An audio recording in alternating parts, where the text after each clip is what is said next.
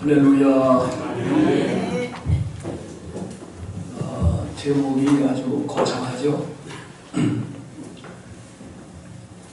가정이 건강하면은 나라도 건강합니다. 가정이 불행하면은 나라도 불행해집니다. 빗물이 모여서 도랑이 되고 도랑이 모여서 강을 이루고 강물이 결국은 바다를 이루는 것처럼 국민 한 사람 한 사람, 한 가정 한 가정이 모여서 국가를 이루기 때문에 한 가정 한 가정이 행복하고 건강하면 결국은 그 나라도 건강하고 행복한 나라가 되는 겁니다. 이 5월은 가족의 달인데 오늘 이제 마지막 주일이죠. 첫 주일은 어린이 주일이었고 두 번째 주일은 어버이 주일이었는데 지난 21일은 무슨 날이었을까요? 부부의 날. 예, 부부의 날입니다. 부부의 날은 누가 처음에 이걸 시작했을까요? 예, 경상도에 있는 권제도라고 하는 목사님이 이 부부가 정말 중요하다. 그래서 그거를 이제 건의를 해가지고 2007년도에 대통령령으로다가 국가하는 기념일로다가 이렇게 제정이 되었습니다. 여러분, 가정은 모든 관계가 중요하지만은 부부가 중심입니다. 부부가 건강하고 부부가 행복하면은 다른 관계도 원만하게 다 잘 될 수가 있어요. 왜냐하면 부부를 중심으로 해가지고 부모도 있고 자녀도 있고 또 장성에서 결혼을 하면은 시집도 있고 시부모님 또 처갓집도 있고 그렇기 때문에 부부관계가 깨지면은 다 깨지는 겁니다. 다 흩어져요. 그래서 부부는 어느 집을 막론하고 어느 가정을 막론하고 중요합니다. 하나님께서 이 세상에 직접 세우신 기관이 두 기관이 있죠. 하나는 교회요, 하나는 가정입니다. 가정을 먼저 하나님은 세우셨습니다. 그래서 하나님은 가정과 교회에 대해서 지대한 관심을 가지고 계십니다. 그래서 가정과 교회가 건강해야 됩니다. 하나님 보시기에 정말 정말 기뻐하실 수 있는 그러한 건강하고 행복한 가정과 교회를 이루어야만이 하겠습니다. 지금 여러분이 생각할 때 우리나라는 지금 가정이 아주 건강합니까? 위기에 직면했습니다. 모르겠어요? 지금 우리나라뿐만 아니라 세계적으로 가정이 위기를 맞이했습니다. 가정이 해체되는 가정이 너무 많고 결혼도 잘 안 할 뿐만 아니라 결혼해가지고도 끝까지 옛날에 결혼하면 그저 끝까지 갔습니다. 죽을 때까지. 그렇지만 지금은 조금만 자존심이 상하고 하면은 뜻이 안 맞는다. 이래가지고 이혼을 해버려요. 그러니까 해체된 가정이 너무 많고 그러니까 부모가 헤어지니까 아이들이 행복할 수가 있어요. 양친 부모 밑에서 애들이 다복하게 양육을 받고 자라야 되는데 그렇지 못한 가정이 너무 많거든요. 그래서 지금 위기를 맞이했다. 근데 위기라는 거는 위험하기도 하지만 또 잘만 전환을 하면은 좋은 기회가 될 수도 있는 것이 바로 위기입니다. 여러분이 우리나라가 세계에서 1등 하는 것들이 많이 있습니다. 그러나 그 1등 하는 것이 영광스럽고 자랑스러운 1등도 있지만은 아주 부끄럽고 전혀 수치스러운 그런 좋지 않은 1등도 있습니다. 여러분, 우리나라가 세계에서 출산율이 1등일까요? 끝에서 1등입니다. 제일 아기를 안 낳는 나라입니다.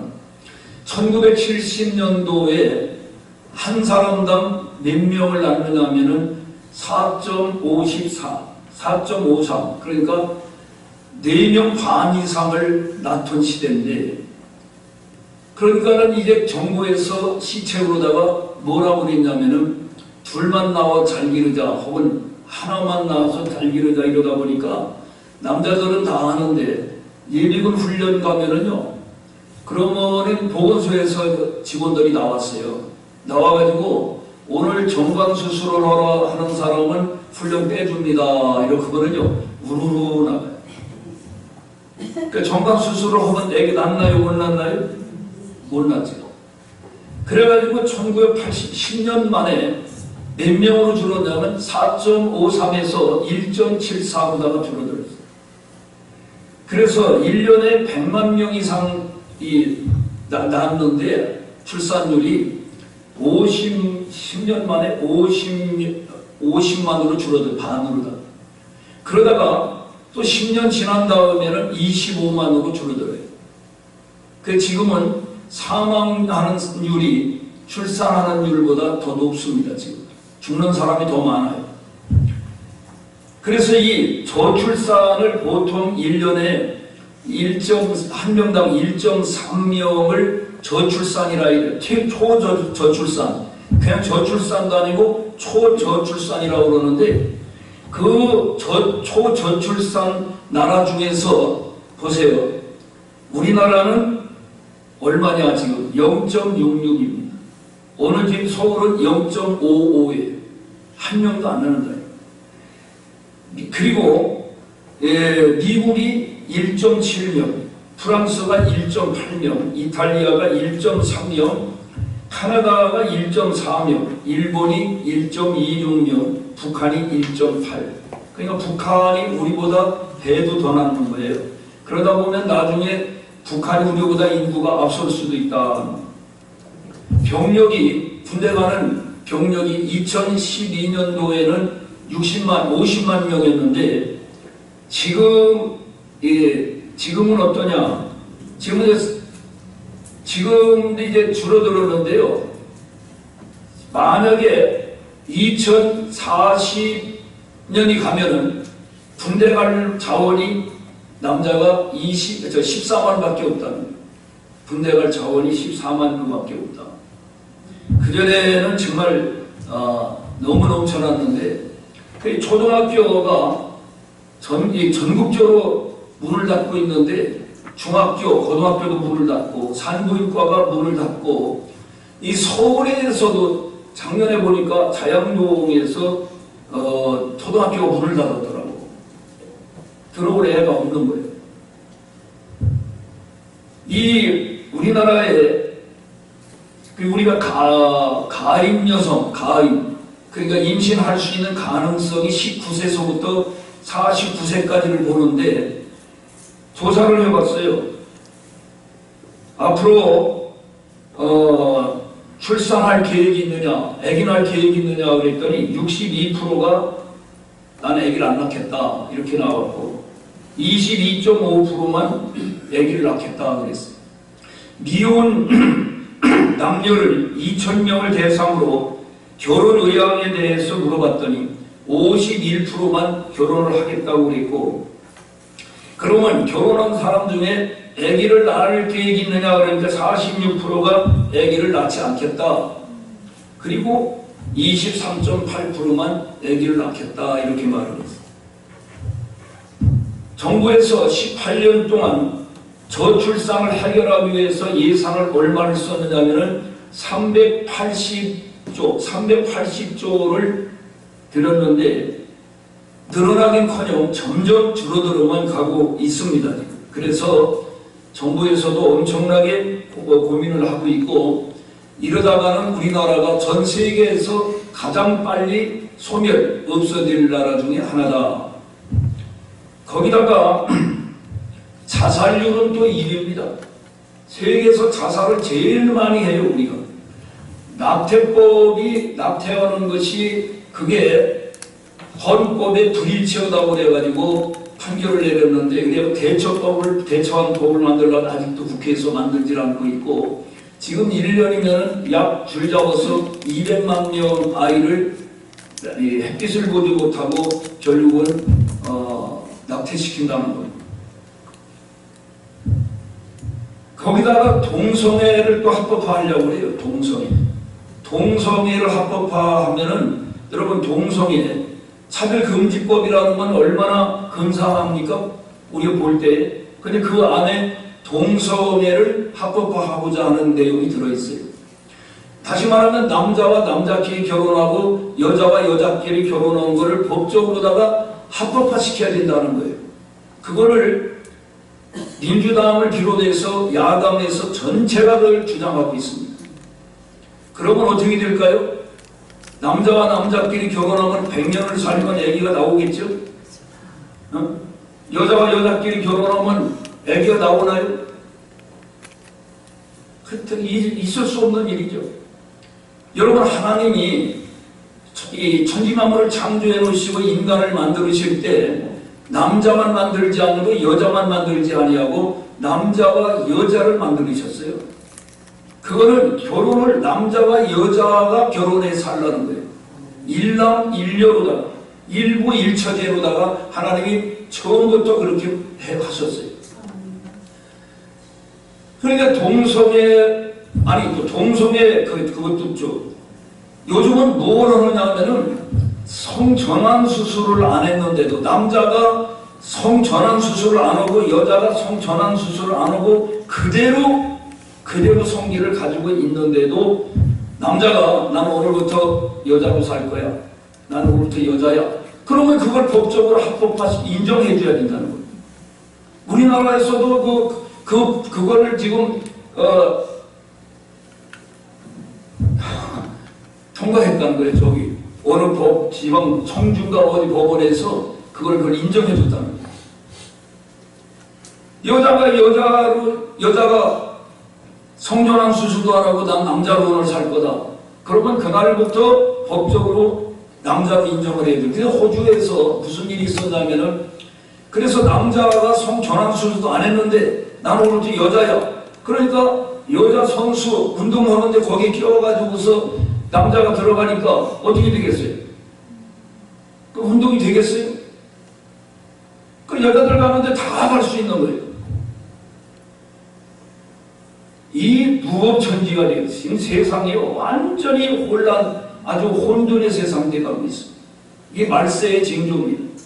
오늘 우리가 정신을 바짝 차리고 믿음의 생활을 제대로 해야 될 줄로 믿습니다. 심지어는 군대에서도 동성애를 그걸 합법화 시켜줘야 된다. 그러면은 군인들이 얼마나 혈기가 왕성하고 성욕이 얼마나 강렬하겠습니까? 어떻게 되겠어요? 여성들 요실금이라는 거 있는데 항문에다가 성교를 하게 되면은 변실금, 변이 줄줄줄줄 나오는 거예요. 그리고 각종 성병에 걸리게 되고, 그리고 수명도 짧아질 뿐만 아니라 이건 완전히 하나님의 창조 질서를 거슬리는 일이고 하나님의 창조 원리를 거역하는 일이기 때문에 로마서에 보면은 뭐라고 말씀했냐면은 이 때문에 하나님께서 그들을 부끄러운 욕심에 내어버려 두셨으니 곧 그들이 여자들을 순리대로 쓸 것을 받고 영리로 쓰며 그들 그와 같이 남자들도 순리대로 여자 쓰기를 버리고 서로 향하여 음욕이 불릴 듯하며 남자가 남자로 더불어 부끄러운 일을 행하여 그들의 그릇 때문에 상당한 고음을 그들 자신이 받았느니라. 반드시 하나님이 보응한다는 거예요. 벌을 받는다는 거예요. 왜? 창조주 하나님의 그 의도에 완전히 반대로 가기 때문에 하나님께서 가만히 놔두고 보고만 계시지 않는다 하는 것입니다.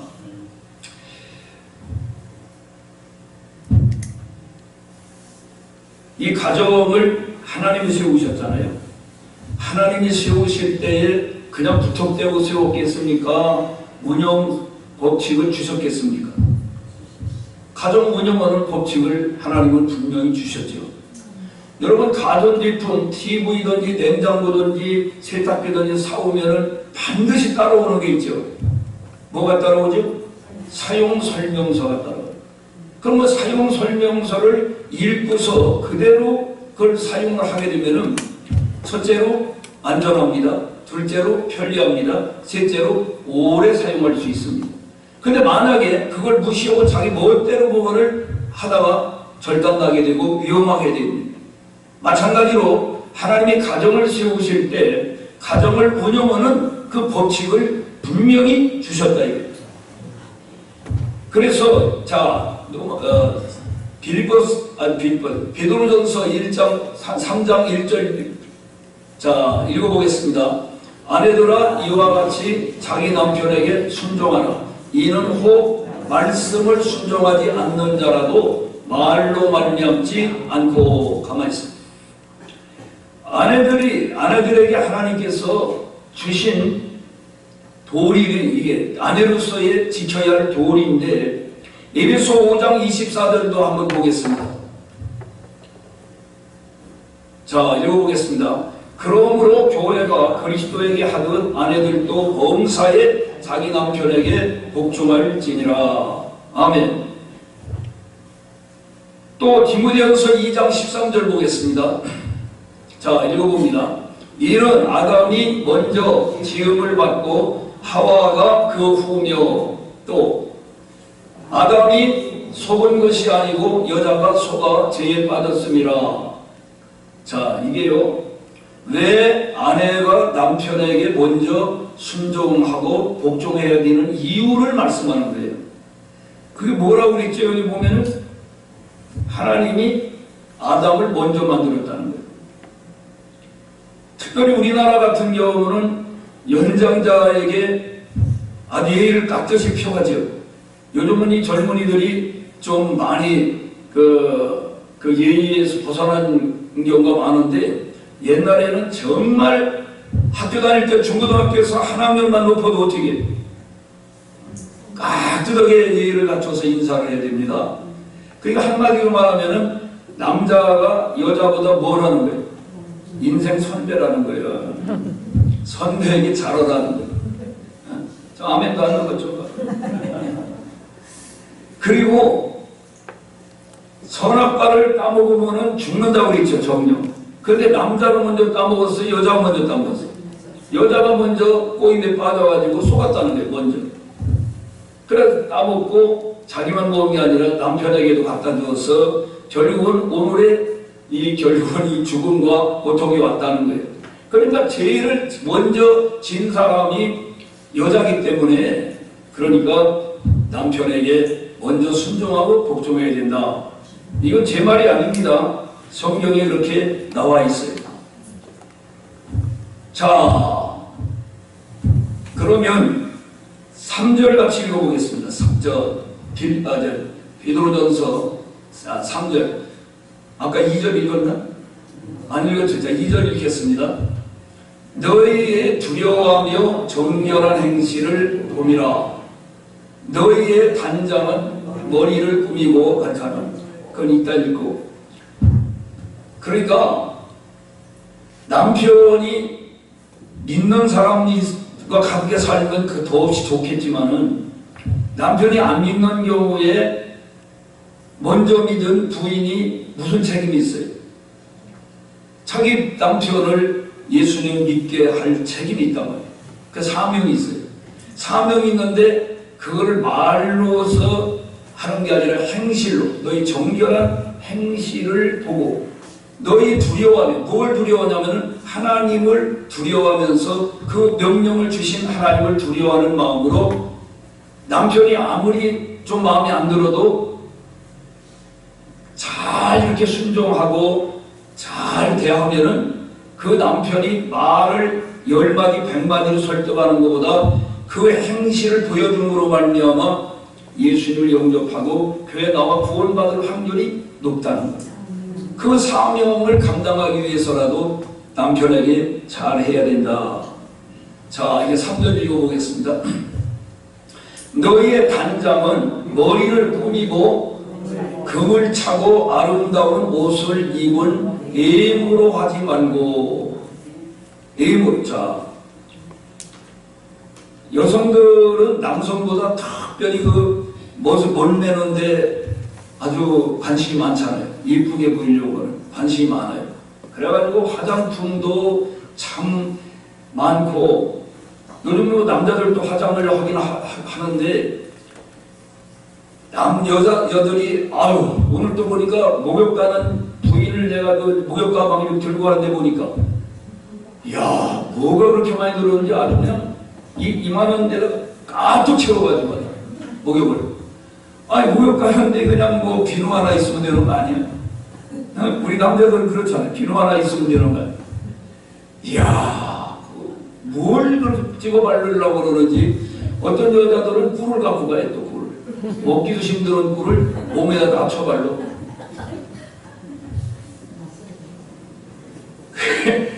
그러니까 좋은, 물론 이게 단장하지 말라는 게 아니에요. 그게 만약 거기에 너무 치우치지 말라는, 거기 겉모양만 내는데 치우치지 말고, 뭘 내는데 사치하는데 치우치지 말고, 내적인 사람, 속 사람을 더 관심을 가지고 단장을 해야 된다. 그런 말씀을 하고 있는 거예요.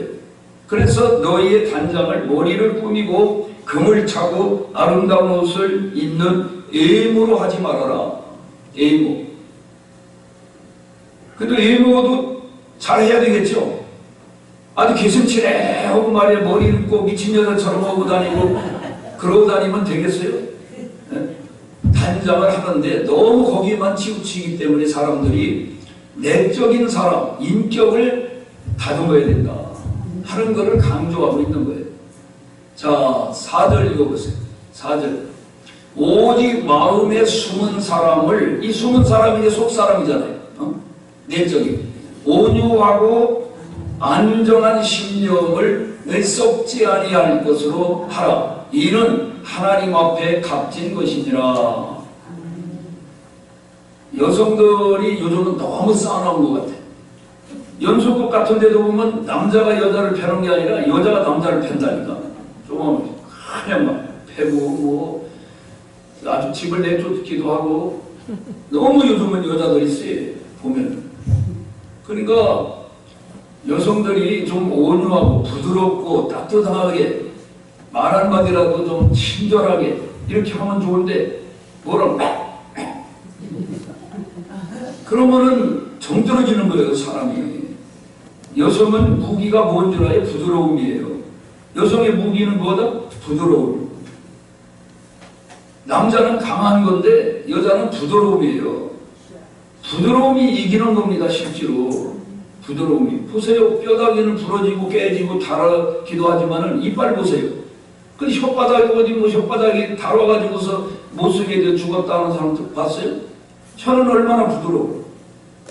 그러니까 실제로 하나님이 사람을 만들 때 남자를 먼저 만들었잖아요. 여자를 그 다음에 만들었죠.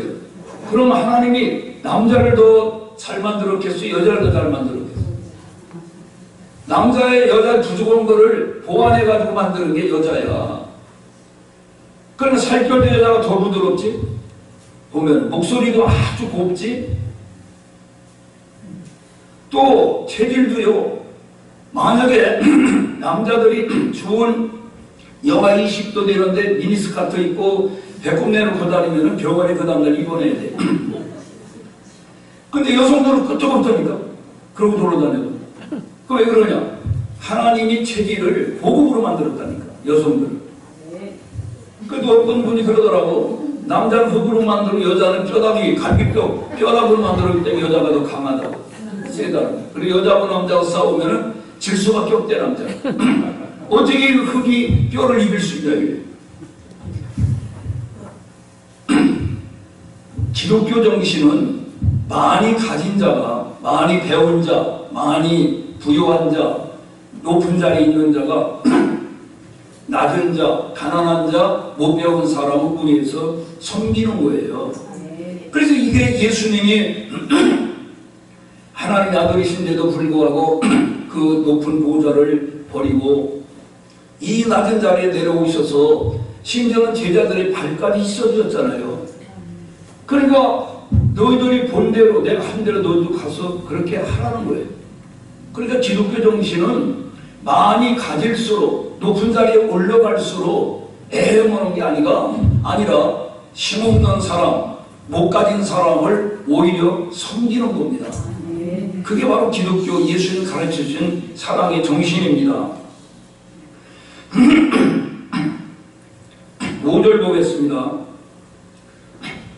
전에 하나님께 소망을 두었던 거룩한 부녀들도 이와 같이 자기 남편에게 순종함으로 자기를 단장하였으니, 하늘나라에 소망을 두고 사는 사람은 이 세상에만 소망을 두고 사는 사람하고는 삶의 차원이 달라야 됩니다.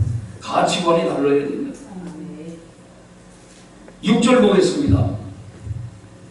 사라가 아브라함을 주라 칭하여 순종한 것 같이 너희는 선을 행하고 아무 두려운 일이 내게 놀라 아니하면 그의 딸이 되는 것이니라. 여러분, 아브라함의 부인 사라는 자기 남편을 뭐라고 그랬어요? 주인이라고 그랬어요. 자기 내 주인이다. 그러고 그렇게 순종을 했다, 끝까지. 그러니까 우리도 그렇게 살면은 아브라함의 부인처럼 그렇게 존귀한 사람이 된다는 거예요. 우리가 나이를 낮추면은 낮아지는 게 아니에요. 예수님 낮춰가지고 낮아졌습니까? 지금 온 천지에 수많은 사람이 예수님은 만왕의 왕이요 나의 주님이라고 고백하고 섬기고 있지 않습니까? 그게 바로 죽고자 하면 살고 살고자 하면 죽는다는 거예요. 주님의 뜻대로 주님 말씀대로 살고자 하면은, 살고자 하는 사람은 자기를 희생시키고 자기를 낮추고 그렇게 할 때에 죽는 것 같지만 오히려 사는 길이 열린다. 근데 그걸로 끝나면은 참 아내들은 좀 억울하겠죠. 근데 하나님은 절대로 치우쳐 말씀하지 않아요. 보면은 균형 딱 맞춰서 말씀해요. 자, 7절 보겠습니다. 남편들아, 이와 같이 지식을 따라 너희 아내와 동거하고 그를 더 연약한 그릇이요 또 생명의 은혜를 함께 이어받을 자로 알아 귀히 여기라. 이는 너희 기도가 막히지 아니하게 하려 함이니라. 아멘. 한 줄로 얘기했지만 이 속에 다 들어있습니다. 지식을 따라, 자기 아내를 지식을 따라서 동거하라고 그랬는데, 아내를 성품, 체질, 성장 배경, 취미 뭐 이런 것들을 갖다가 잘 연구해가지고 자기 함께 이렇게 평생을 살아가는 사람이니까 거기에 맞춰 살아야 된다. 저는 제 아내하고 식사를 할 때 내 돈대로 가는 경우는 한 번도 거의 없어요. 왜? 저 사람 체질을 내가 아니까, 식성을 알고. 그런데 나는 어디 가든지 뭐든지 다 먹을 수 있는데 저 사람은 못 먹는 게 많으니까 먹을 수 있는 대로 내가 맞춰갈 수밖에 없는 거예요. 그런데 이게 성경적이다 그래, 성경. 지식을 따라. 어디 뭐 배 아파?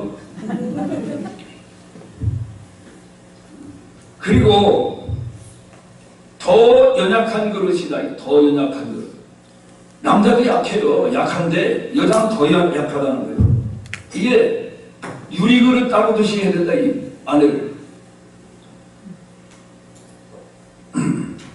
조금만 먹으면 삐지고, 조금만 먹으면 토라지고, 조금만 먹으면은 이 정서적으로다가 예민하기 때문에 기스가 나는 거예요. 그러니까 그런 거를 잘, 남자가 좀 둔감하거든요. 무관심할 수가 있는데 예민하게 관심을 써야 된다. 그래서 부인으로 함께 이 세상을 살아가는데 즐겁게, 기쁘게, 행복하게 함께 살아가도록 그렇게 맞춰줄 필요가 있다. 그리고 귀히 여기라는 거예요. 귀히. 철이 여기는 게 아니라 귀히 여기는. 힘으로 하면은 남자가 쓰이대요. 평균적으로 말하면 그렇다는 거예요. 얼마 전에 내 친구 목사가 재혼을 했는데 그 재혼한 그 부인이 태권도가 5단이다가 한기도가 몇 단이다가 유도가 몇 단이다가 이야, 그러니까 사람들이 그러더라고요. 이야, 잘못하면 너 맞아 죽겠다.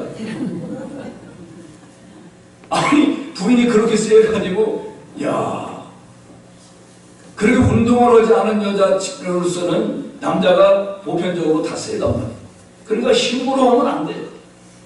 덕으로 해야 되고 사랑으로 해야 돼요.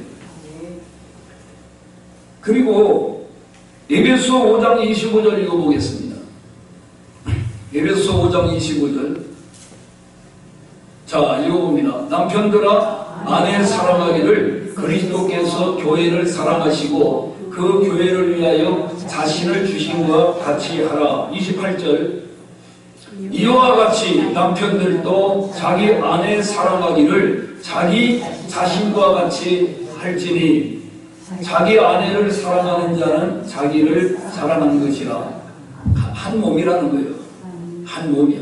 그러니까 아내가 아프면 내가 아픈 것이고 아내가 마음이 슬프면 내가 슬픈 것이고, 그러니까 그런 마음을 가지고 자기 아내를 잘 해줘야 된다, 이렇게 말하는 거예요. 여러분, 저 하이 패밀리라고 송기론 박사가 양평에다가 그 양술인가 하여튼 그 하고 있는데, 그분은 그 원래 부부간에 엄청 사이가 안 좋았어요. 맨날 자기 말로 싸웠대요. 그랬는데 나중에 깨닫고 이 가정 이렇게 병들고 위기에 직면한 가정들을 자기 가정이 이제 치료받고 회복이 된 다음에 그런 일을 하고 있어요. 교회 목회하는 게 아니라. 그 중요하죠. 그런데 그 부부 10계명을 만들었어요. 한번 들어보세요. 우리 부부는 하나님께서 우리 가정의 주인 되심을 부부는 하나님께서 우리 가정의 주인 되심을 믿습니다. 이게 첫째. 둘째, 우리 부부는 가정의 행복과 화목을 위해 늘 힘쓰겠습니다. 세 번째, 우리 부부는 서로에게 칭찬을 하며 격려에 인색하지 않겠습니다. 그러니까 외모나 생각이나 태도나 뭐 이런 거를 찾아가지고 칭찬하고 격려해 주라는. 네 번째, 우리 부부는 서로를 비교하지 않고 늘 존경하겠습니다. 우리 부부는 서로의 의견을 인정하고 존중하겠습니다. 우리 부부는 서로에게 화내는 것을 자제하겠습니다. 우리 부부는 거짓말하지 않고 서로를 끝까지 신뢰하겠습니다. 우리 부부는 집안일을 솔선수범하고 서로 돕겠습니다. 우리 부부는 서로의 발전을 돕고 가정에 대한 같은 꿈을 꾸겠습니다. 마지막으로 우리 부부는 스킨십과 함께 서로에게 사랑의 표현을 자주 하겠습니다. 여기에 특징이 뭐냐면 서로와 서로. 한쪽만 잘해가지고는 안 돼요. 함께 잘해야 돼요. 한쪽만 잘하면 얼마 동안 하다가 지칩니다. 그렇기 때문에 서로가 잘해야 된다. 아내도 잘해야 되지만 남편도 잘해야 되고, 서로가 잘하면은 아주 현재보다도 화목한 가정이 될 줄로 믿습니다. 남편이 제일 듣고 싶어하는 말이 뭐냐? 고마워요, 고마워요, 고마워요. 여보, 고마워요. 아내가 남편에게 듣고 싶은 말, 사랑해요. 이게 제일 조사해본 결과는 제일 듣고 싶어하는 말이라는 거예요. 근데 그런 말 자주 하나요? 안 하죠. 보통 이제 부모들이 그럽니다. 자기 딸을 야, 남 사내놈들은 다 늑대야, 늑대. 그 늑대로 알아야 돼. 이런 말을 자주 하거든요. 근데 내가 늑대를 연구해 보니까, 이야, 그런 말 하면 절대 안 되겠더라고. 특별히 순놈 늑대가 보통 헌신적, 희생적이 아니야. 내 요거만 말하고 끝나겠습니다. 늑대는 정조관념이 투철하다. 절대로 한번 사랑한 그 상대하고는 사랑하지 이 여자 저 여자 이거 집중거리지 않는 거예요. 두 번째, 암컷이 먼저 죽으면 높은 곳에 올라가서 물어대고 슬픔을 표시한다. 셋째, 암컷과 새끼를 위해 목숨 걸고 싸우고, 암컷이 먼저 죽으면 새끼를 혼자 키우고 새끼가 다 성장하면 암컷이 죽은 곳에 가서 굶어 죽는다. 네 번째, 사냥을 하면 가족들에게 먹게 하고 주위를 살펴 지켜주다가 남은 것을 다 먹고 난 후에 먹는다. 식량이 부족하면 산화 제한을 하고 먹었던 것을 토해내서 새끼를 먹인다. 우두머리가 죽으면 모두에게 소식을 알리고 함께 슬퍼한다. 새끼가 성장하여 독립한 후에도 종종 찾아와 부모에게 인사한다. 다른 새끼도, 자기 새끼가 아닌 다른 집 새끼도 어미가 먼저 죽으면 돌봐준다. 사람이 괴롭게 하지 않는다면 먼저 공격하지 않는다. 어때요? 앞으로 사내놓은 다 늑대다. 나쁜 뜻으로 말하면 되겠어, 안 되겠어? 좋은 뜻으로 해야 돼. 야, 사내놓은 다 늑대같이 훌륭하다. 이렇게 말해야 돼. 기도하겠습니다.